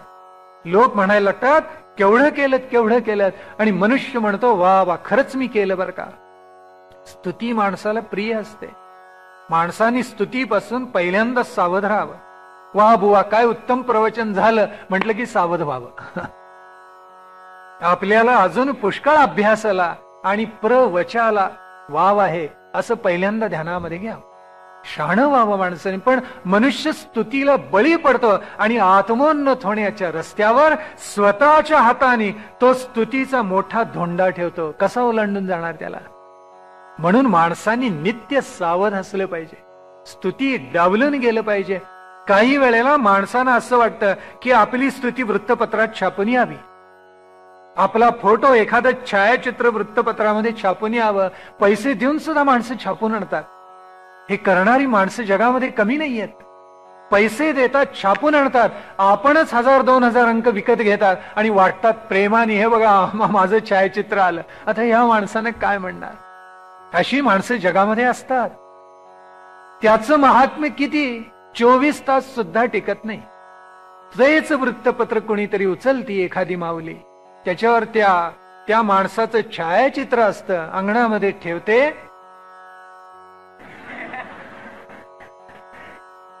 पुढचं सांगायची गरज नाहीये. किती खोटा आहे हे असं आपण लक्षामध्ये. म्हणून ज्या वेळेला आपण आत्मनिरीक्षण करतो त्यावेळेला आपण कोणत्या पायरीवर आहोत असाल तेथून पुढे जायला पाहिजे ना. मागं नाही यायचं एक पायरी, एक एक पायरी चढून जायला पाहिजे. म्हणून मग सत्वगुण हा प्रधान काय, त्याचं कारण आहे. तो चांगला आहे आणि तुम्हाला देवाकडे नेणारा आहे. तमोगुण हा तुम्हाला राक्षसांकडे नेणार आहे. मग आधी देवयोनी म्हणू नका. जे संत आहेत त्यांची योनी कोणती? सत्वगुणाचीच आहे. अर्थात ते त्रिगुणातीत झाले आणि प्रत्यक्ष साक्षात आत्मसाक्षात्कार त्यांनी मिळवला. हे त्यांचं केवढं भाग्य, आपलं केवढं भाग्य. पण मुळामध्ये सत्व हाच प्रधान आहे त्यांच्या ठाई. म्हणून सत्वाचे जेवढे म्हणून सद्गुण असतात तेवढे सगळे आपण धारण करायला पाहिजेत. आपल्याला कळलं पाहिजे ते धारण करण्यासाठी. म्हणून सत्वाची वाटचाल केली पाहिजे. जिथे सत्व आहे तिथे परमेश्वराचं अंशतः दर्शन आहे. जिथे सत्व आहे तिथे संतांचा वास आहे. जिथे सत्व आहे तिथे जाणते ज्ञाते ऋषीमुनी आचार्यांचा वास आहे. म्हणून सत्वाची कास धरा आणि पुढे चाला. केवढा आशय त्याच्यामध्ये आला, ध्यानात आला. मग आता हा गजानन या तिन्ही गुणांचे अतीत आहे. म्हणजे प्रकृती त्याला काही करू शकत नाही. मानवाला प्रकर्षानं ती एखादी कृत्य करायला भाग पाडते, तसं ओंकारासमोर तिचं काही चालत नाही. कारण तो निर्गुण आहे, निर्लेप आहे. प्रकृती त्याच्यावर अधिष्ठान आपलं कधीही प्रस्थापित करू शकत नाही. कारण प्रकृतीच्या अंतर्यामी त्रिगुण असतात आणि प्रकृतीच्या हा अतीत आहे. अगदी सांख्य तत्वज्ञान घेतलं तरी पुरुष हा शुद्ध आहे, आत्मज्ञानी आहे, तो स्वतः काहीच न करणार आहे. ओंकार रूप गणेश या त्रिगुण प्रकृतीच्या अतीत आहे. भाव ध्यानात आला असेल म्हणजे तमोगुण त्याला स्पर्श करत नाही, रजोगुण नाही, सत्वगुण सुद्धा नाही. कारण सत्वाच सुद्धा म्हणे अहंकारात्मक स्फुरण असतं, ते टाळावं माणसाने. म्हणून ज्ञानाची कास का धरायला सांग. ज्ञान म्हणजे शुद्ध ज्ञान आहे, अहंकार वाढवणारं ज्ञान नाही. बाबांनो, तुम्हाला ते कधीही उपयोगी पडणार नाही. वृक्ष जसा फळ लागल्यानंतर लवतो म्हणे, तसं ज्ञान वाढत गेल्यानंतर माणसानी विनम्र व्हायला पाहिजे. विद्या विनयेन शोभते, याच्यात हा भावार्थ आहे. ज्ञान मिळाला रे नम्र व्हा, रुजू व्हा, चांगली वाणी तुमच्या ठाई निर्माण होऊ दे. म्हणून त्या गणेश विद्येचा आश्रय करा, हे ऋषीजनांनी सांगितलंय. मग हा जसा त्रिगुणांच्या अतीत आहे तसा त्वम गुणत्रयातीत, त्वम देहत्रयातीत, तू देहाच्याही अतीत आहेस. म्हणजे काय? आपला देह जसा आहे तसा गणेश नाही, तो चिन्मय आहे ना, चिन्मय वाङ्मय रूप आहे. म्हणून आपला जसा पंचभूतात्मक देह आहे तसा त्याचा नाही, कारण त्याच्या तो अतीतच आहे. मग पिंडीचे चारी देह घ्या किंवा ब्रह्मांडीचे चारी देह घ्या, मी त्याचा एकदा उल्लेख केला आता, आपल्या लक्षात आला असेल. मग स्थूल देह असो, सूक्ष्म देह असो, किंवा कारण देह असो, महाकारण देह असो, हे चार प्रकार आहे. पिंडीचे चार जे देह आहेत ना, याच्यापैकी तो कोणताही नाही, याच्या तो अतीत आहे. आणि ब्रह्मांडीचे चार देह कोणते तेही सांगितलेत. आपल्याकडे विराट आहे, हिरण्यगर्भ आहे, अव्याकृत म्हणजे प्रकृती आहे, आणि मूळ प्रकृती आहे. हे चार ब्रह्मांडाचे देह आहेत, त्याच्याही अतीत तो महात्मा आहे. आता काय सांगणार, आता काय समजावून घेणार आपण? आता त्या स्वरूपाचं आपण दर्शन कोणत्या चक्षुनी घेणार? म्हणून त्याला प्रज्ञाचक्षु लागतात. या डोळ्यांनी ज्याला पंचमहाभूतांच्या तन्मात्राचं एक रूप दिलेलं आहे, त्यांनी त्या गणेशाचं दर्शन होत नाही. म्हणून ज्ञान पाहिजे. ज्ञानाने प्रज्ञाचक्षु मानवाचे उलगडतात आणि मग त्या ओंकाराचं दर्शन आपल्याला होतं. हे पिंडाचे चारी देह किंवा ब्रह्मांडाचे चारी देह आपल्या कारणाला उपयोगी नाहीत. म्हणून प्रज्ञाचक्षु उलगडून त्या गणेशाचं दर्शन घ्या. म्हणून तो देहत्रयातीत, मग तो कालाच्याही अतीत आहे. कुणीतरी त्याच्यामध्ये एक पाठभेद केलेला आहे बघा, अवस्थात्रयातीत म्हटलेला आहे ना, नाहीये. मूळ याच्यामध्ये अथर्व शीर्षामध्ये कुठेही नाहीये. अवस्था हे नंतर कुणीतरी आणलेलं आहे. म्हणजे जसं गणपतीची आरती म्हणताना सुद्धा सुखकर्ता दुःखार्ता वार्ता विघ्नाची, नुर्वी पूर्वी प्रेम कृपा जयाची, सर्वांगी सुंदर उटी शेंदुराची, कंठी झळके माळ मुक्ता फळाची, जयदेव जयदेव जय मंगलमूर्ती, हे सरळ शब्द असताना स्मरणे मात्रे मन हे कुणी घातलं कोणास ठाऊक. हे समर्थांनी कुठेही शब्द उपयोजलेले नाही. आपण ते घालतो एवढाच त्याचा अर्थ आहे. हे कुठेही शब्द नाहीये. तसं अवस्था त्रयातीत हे कुणीतरी घातलेले नाहीये. मग हा जसा गुणातीत आहे, जसा देहातीत आहे, तसा कालातीत आहे. म्हणजे कसं आहे की काल आपण आपल्या हिशेबाने मोजायला जातो. म्हणून भूतकाळ, म्हणून वर्तमान काळ, म्हणून भविष्यकाळ आपण म्हणतो. व्यावहारिक सत्तेत उत्पत्ती स्थिती लय म्हणजे भूतकाळ, वर्तमान काळ आणि भविष्यकाळ. दुसरं काय? उत्पत्ती झाली ती भूतकाळाची, स्थिती आहे ती वर्तमानाची, लय होऊन जाणार तो भविष्यामधला. ही आपण आपल्या सोयीसाठी नावं दिली. अद्वैतामध्ये याची वेगळी रूप कुठे नाहीये. ओंकाराच्या गणेशाच्या दर्शनामध्ये याची रूप कुठेही नाहीत. हे समजावून घेण्यासारखं. कालाला आपण परिमाण द्यायचा प्रयत्न करतो आणि आपण असं म्हणतो दोन घटना घडल्या. आपण आपली जेवढी मर्यादा आहे त्याच्यामध्ये कालाला सीमित करायचा प्रयत्न करतो.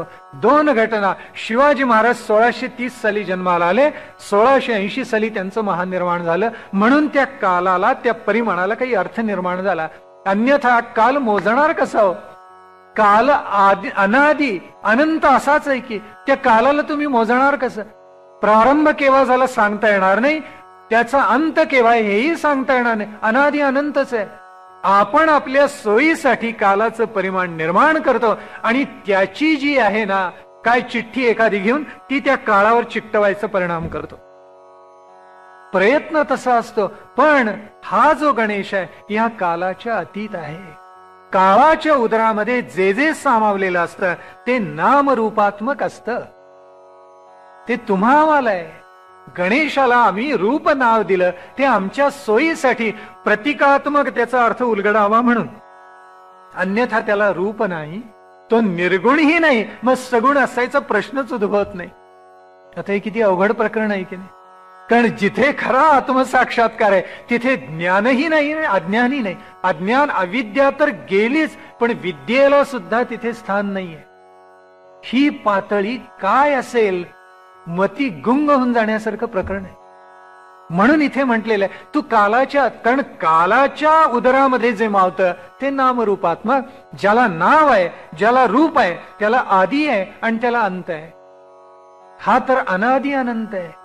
आणि म्हणून कालाच्या उदरात हा मावत नाही. आणि म्हणून आम्हाला काय सांगितलं, हा कालाच्या अतीत आहे.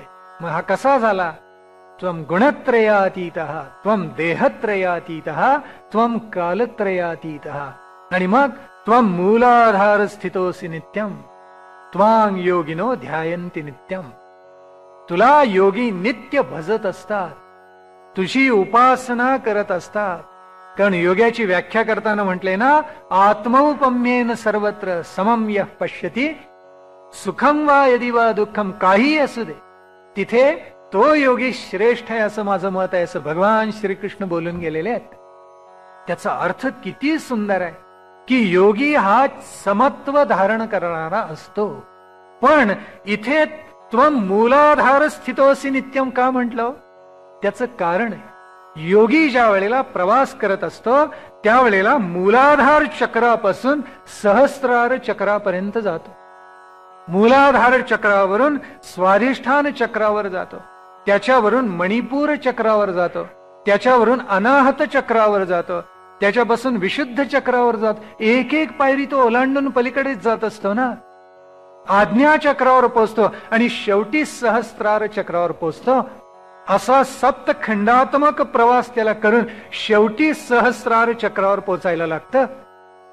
मग तू मूलाधार नित्य आहेस असं का बरं म्हटले, त्याचं कारण आहे. आपल्या माकड हाडाच्या मुळामध्ये जिथे मूलाधार चक्र आहे असं योगशास्त्र मानतं, त्याची अधिष्ठात्री देवताच मुळामध्ये गणपती आहे. आणि तिथे सुप्तावस्थेमध्ये कुंडलिनी आहे की जिची ताकद इतकी प्रचंड आहे, जी केवळ योग्याला उलगडते. आणि उलगडल्यानंतर त्या योग्याच्या ठाई असं अलौकिक सामर्थ्य निर्माण होतं, तो मागचे सगळे जन्म पाहू शकतो, पुढे काय होणार आहे हे त्याला दिसू शकतं, अष्टमहासिद्धी त्याला प्राप्त होऊ शकतात. त्याचं मूलाधाराचं अधिष्ठान कोण असेल तर ओंकार रूप गणेश आहे. नागिणीची पिलं म्हणे कुंकुम घातल्यावर जशी दिसतात ना, तशी ती कुंडलिनी दिसते असं 6व्या अध्यायात कोण बोलून गेले, ज्ञानेश्वर महाराज बोलून गेलेले आहेत. हे प्रकरण अवघड आहे.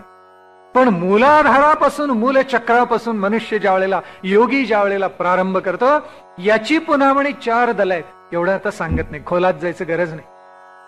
कारण प्रत्येकाची दल उलगडत गेलो तर हे प्रकरण अजून 4 दिवसात संपणार नाही. प्रत्येकाची दल मात्र आहेत आणि ती त्या योग्याला तपश्चर्येनं योगाची साधना करून अंतर्बाह्य शुद्धता प्राप्त करून हळूहळू उलगडत जात असतात. मग आता मूलाधारावरून तो झेपावतो, तो स्वाधिष्ठान चक्रावर झेपावतो. आणि त्याचं अधिष्ठान कोणाचं आहे तर ते ब्रह्म्याचं आहे. तिथे रजोगुण प्रधान असलेला ब्रह्म आहे. आणि मग तो काय करतो, तो ब्रह्मचर्य व्रताचं पालन करायला योग्याला कठोरपणे प्रवृत्त करत असतो. शुद्ध ब्रह्मचर्य, ज्याला अतिक्रांत रेजस ब्रह्मचर्य म्हणतात ना, अशा स्वरूपाचं ब्रह्मचर्य व्रत हा योगी त्याचं पालन करत असतो. आणि मग तिथून तो मणिपूर चक्रावर झेपावतो. या मूलाधारापासून तो थोडासा वरती झेपावला की उपस्थ आणि पायू याच्यामधली जी शिवण असते त्याच्यावर हे स्वाधिष्ठान चक्र असतं आणि त्याचा अधिपती ब्रह्मा असतो. त्याच्याही वर मणिपूर चक्र असतं, त्याचा अधिष्ठाता देव कोण असेल तर तो विष्णू आहे.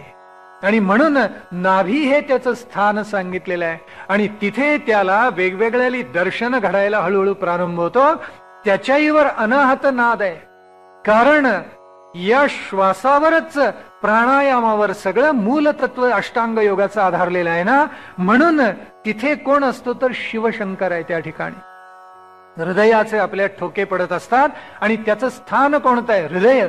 अधिष्ठात्री देवता कोणती आहे तर शिव आहे. मग हा शिव कसा आहे तर शिव आपल्याला जाणीव करून देत असतं.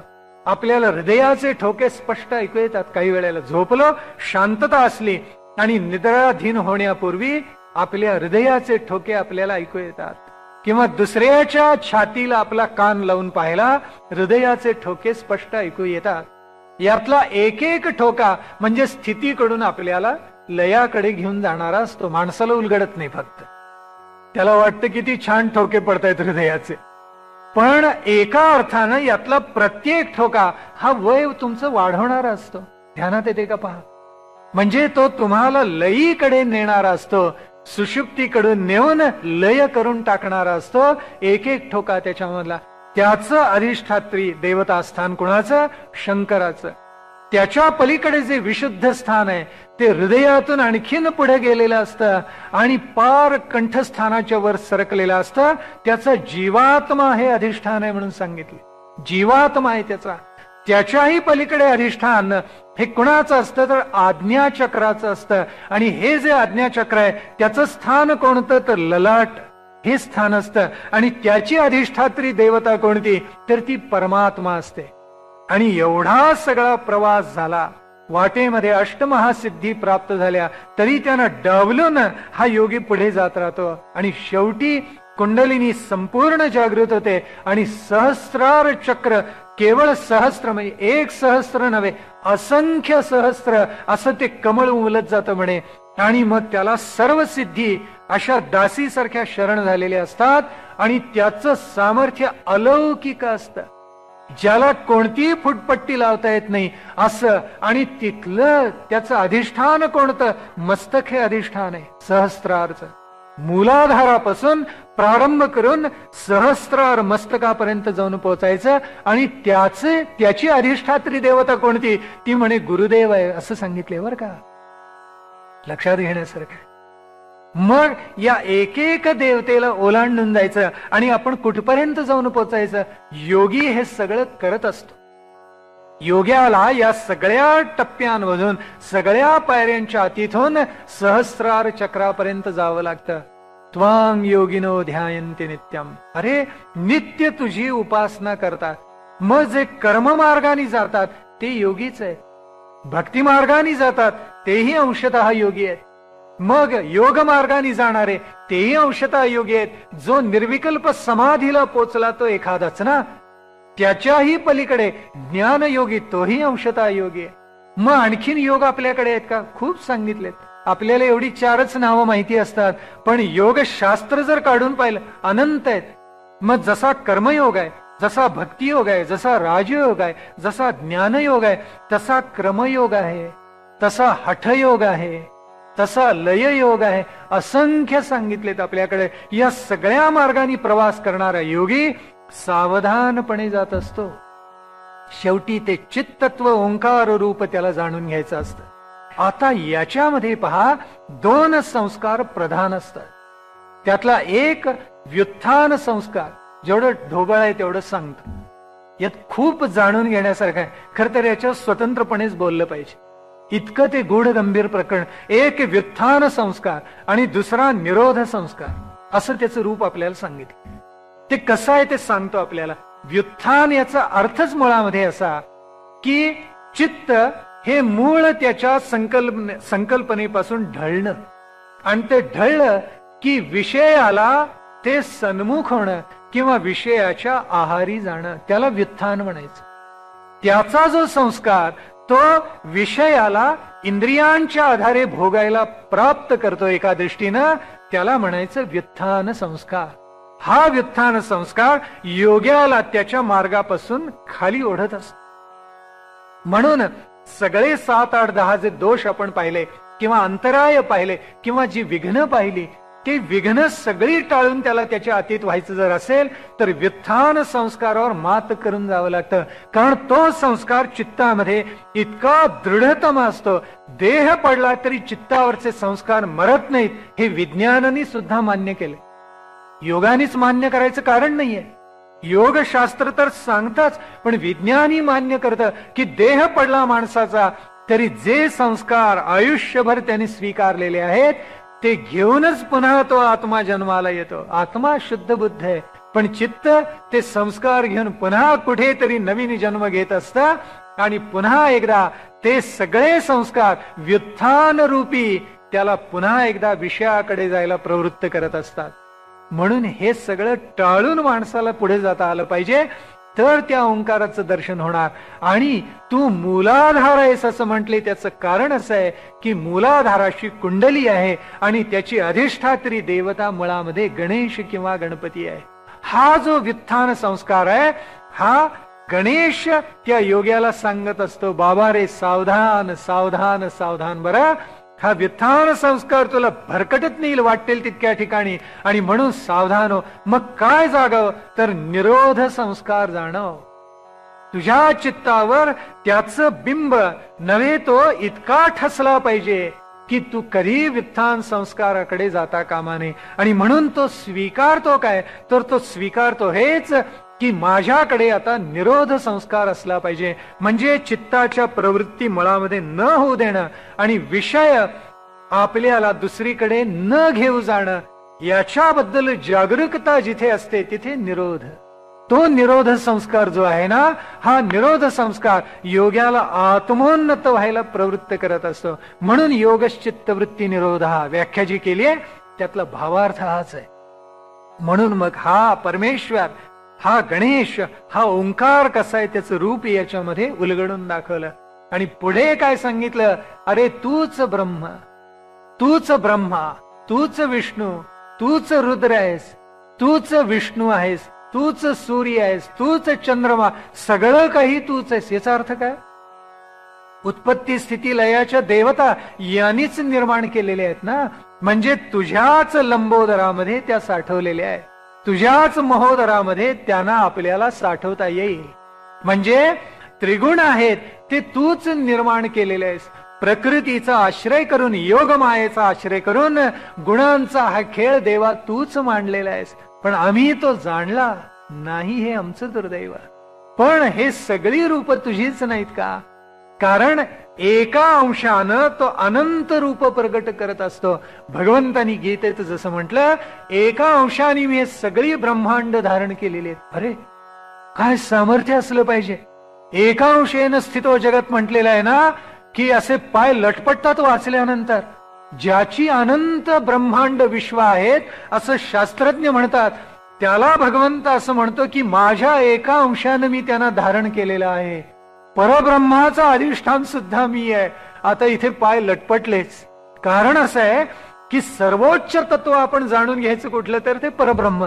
आता हा परमेश्वरच मुळामध्ये म्हणतोय की त्या परब्रह्माचा अधिष्ठान मी आहे. अरे म्हणजे आता कोणाला जाणायचं, किती जन्मांची तपश्चर्या पाहिजे, कळलं का. किती जन्म आपण शुद्धातिशुद्ध व्हायचं प्रयत्न केला पाहिजे, कळलं का. सत्वाकडे झेपावण्याचा किती प्रयत्न आपण केला पाहिजे, कळलं का. मग तू सूर्यही तूच, चंद्रमा सुद्धा तू, या देवतांची नावं घेतली आणि त्याच्यामध्ये काय सांगितलं, भावार्थ हा सर्व इंद्रियांची देवता ठरलेली आहे ना. मग दिग्देवता असेल, देवी असेल, सूर्य असेल, मनाची अधिष्ठात्री देवता चंद्रमाच आहे ना. मग तू चंद्रच आहेस की, मग तुझं शुद्ध स्वरूप उलगडलं की मन स्थिरावायलाच पाहिजे, चंचल राहणारच नाही. किती सुंदर भाव आहे दाखवून दिलेला. आणि म्हणून आमचे सगळे ऋषीजन सांगतात, सावध व्हा रे बाबानो, हे याचं जे रूप आहे ना, अध्यात्म प्रकाशक रूप आहे. हे सगळं अध्यात्म, ज्याला आत्म्याचं स्वरूप उलगडून दाखवणार, त्याच्यावर प्रकाश टाकणार गणपतीचं रूप आहे. हे समजावून घ्या. ते एकदा उलगडलं की मग ओंकाराचं दर्शन होईलच होईल, आत्मज्ञान होईलच होईल, आत्मोन्नती होईलच होईल, आत्मसाक्षात्कार होईल. आणि साक्षी भावानं या जगाकडे पाहण्याचं सामर्थ्य तुम्हाला लाभेल. तुम्ही हसाल आणि म्हणाल की गुणच गुणामध्ये वर्तत आहेत. बरं, भगवान श्रीकृष्णाने सांगितल्याप्रमाणे मग मी त्याच्याबद्दल दुःख का करू आणि सुख तरी का करू? कारण हे गुणच गुणामध्ये नाचवतायत एकमेकाला, केव्हा सुख देत आहेत केव्हा दुःख देत आहेत. मला त्याची फिकीर करायचं कारण नाही. माझं एक लक्ष कोणतं आहे, माझी एक तानता कोणती आहे, त्या ओंकाराचं दर्शन घेण्याची. आणि म्हणून मी या गुणांना बाजूला सारेन, मी या कालाच्या अतीत असलेल्या त्याचं दर्शन घेण्यासाठी आत्मोन्नत होऊन झेपावेन. पण पहिल्यांदा कास कुणाची धरेन? सत्वगुणाची. भगवंताच्या कृपेनं, ओंकाराच्या गणेशाच्या कृपेनं हा सत्वगुण आपल्या हृदयामध्ये वर्धिष्णू व्हावा अशी मनोमन मी प्रार्थना करतो. आज आपण 6व्या खंडापर्यंत येऊन ठेपलो. खरं माझ्या मनामध्ये होतं असं की आज गणेश विद्या थोडीशी उलगडून दाखवावी. पण आता उद्या मात्र थोडा आपल्याला लांबचा टप्पा गाठावा लागणार आहे. आणि तो कसा? तर गणेश विद्येचं स्वरूप आपल्याला गणादीम पूर्वमुच्चार्य वर्णादीम तदनंतरम, हे सगळं जे प्रकरण आहे ते काय आहे ते उद्या थोडस समजावून घ्यायचंय.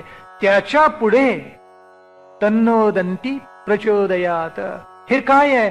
हा गणेश गायत्री मंत्र आहे, तोही आपल्याला उद्या समजावून घ्यायचा आहे. 9वा खंड ध्यानात्मक आहे, तोही समजावून घ्यायचा आहे. आणि 10व्या खंडापर्यंत आपल्याला उद्या जायचंय. हे 4ही खंड उद्याच्या प्रवचनामध्ये आपण समजावून घ्यायचे. आणि सांगता फलस्वरूप काय काय सांगितलेलं आहे, कशासाठी सांगितले, त्याचा उलगडा आपण करायचा. आणि शक्य झालं आपल्याला वेळ पुरला तर काही जाणत्या नेणत्या जिज्ञासा असलेल्या श्रोतृवर्गापैकी भगिनी बांधवांनी काही चिठ्ठ्या पाठवलेल्या आहेत. त्याच्यामध्ये आशंका प्रगट केलेल्या आहेत, संदेह प्रगट केलेला आहे. त्याचा उलगडा आपण शक्य झालं तर उद्याच्या आणि परवाच्या प्रवचनामध्ये करायचा, किंबहुना करूया जेवढा वेळ मिळेल. आणि जसा विषय अनुषंगाने निघेल प्रवचनाच्या त्याच्याप्रमाणे त्याचा उलगडा आपण उद्या आणि परवा करूया. आज जे आपण ऐकलं, अधिदैवत वर्णनात्मक जे जे ऐकलं, अध्यात्म प्रकाशक जेवढं जेवढं ऐकलं, ते सगळं आपण चित्तामध्ये धारण करावं. विशेषतः त्रिगुणाचं जे आपण निरूपण केलं ते विशेष करून आपण चित्तामध्ये धारण करावं. रजतमावर नित्य मात करायचा प्रयत्न करावा आणि सत्वगुणांनी उन्नत व्हावं. ते सामर्थ्य तो गजानन, तो विद्यादाता गणेश, तो साक्षात ओंकार रूप आपल्याला देवो अशी त्याच्या चरणाशी प्रार्थना करतो. आणि आज विरमतो. मंगलमूर्ती मोरया.